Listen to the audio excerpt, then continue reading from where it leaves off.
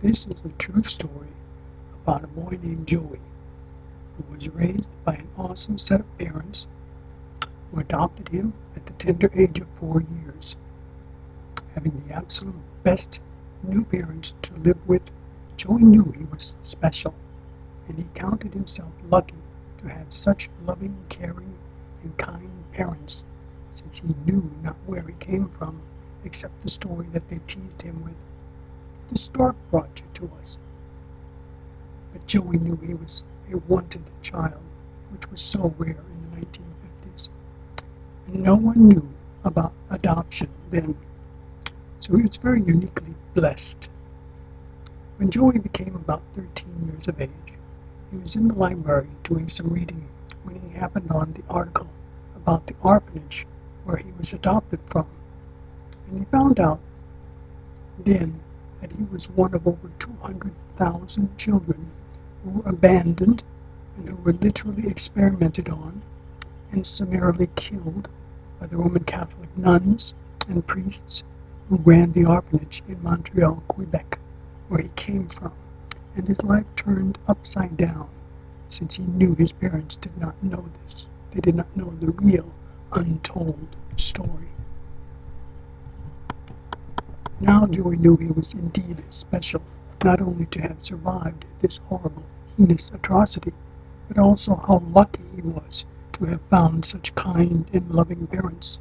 So he wanted to do something nice for them, knowing in a few short years he would be 16 and ready to drive a car and show off his newfound freedom and all the responsibility that comes with this newfound freedom. He worked very hard cutting grass in the summer for all the neighbors, and trimming trees and shoveling snow in the winter, until he had worked so hard for the next 3 years, placing about $630 in his tiny bank account. When Joey turned 16 in May of that year, way back in 1966, he decided, instead of following the crowd and putting that hard-earned money down on a new car or some bling-bling for himself, he finally decided to do something nice for his parents, who loved him very much. And he decided to take 100 out, and he went to the bank and told his friend, the banker, who was also his neighbor, he wanted to withdraw 100, and when he told the banker what this was for, the banker shook his head and said, "Wow, I sure wish I had a son like you." So he went to the salesman down the street and put this money down on a brand new RCA color console color TV to be delivered many months later on Christmas Eve as a surprise for his mom and dad. Joey couldn't hardly wait, and he was so excited he told his grandmother what he had done, and that's like telling the Wall Street Journal. You never told secrets to his grandma, but she never even told her husband for the entire 4 months before Christmas. A true miracle, absolutely. When Christmas arrived, Joey woke his parents up Christmas morning and ushered them into the living room, where he has sneaked the TV into the room long before they woke up. And when his parents saw and heard the new NBC Peacock in the living color on NBC arrived on the screen, the moment they walked in the room, Joe's parents both totally lost it, and they were speechless, and they were in awe and totally taken back by this incredible gift. When his father spoke, he said, "Since when did you get permission to take the old black and white TV out of my living room and replace it with this one?" At which time Joey said, "I got $5 for it, for the old one, okay? So here, Dad, you can have the money, or would you rather I take the new one out and return it?" At which time his father said, "No, son, you keep the $5 and put it in your bank. We love you, son. We love you so much." They all hugged and cried.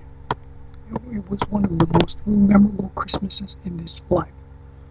And although now those two majestic parents are gone to their eternal reward, the little Joey, who has been left in this life to share this story, has always kept that very special day in his heart and decided it was high time to share this awesome story of love and inspiration with everyone of goodwill and kind heart and mind and soul.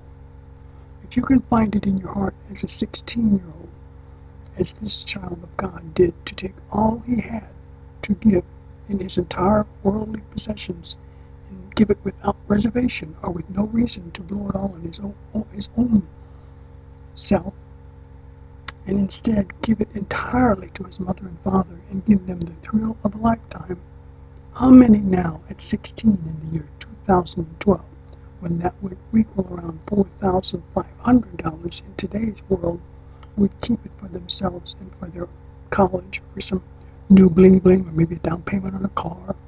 Or would they give it to their loving parents for that trip of a lifetime, knowing they loved them as much as they were loved and totally sacrificed for in this life? Think about it. And God bless everyone who hears this story of inspiration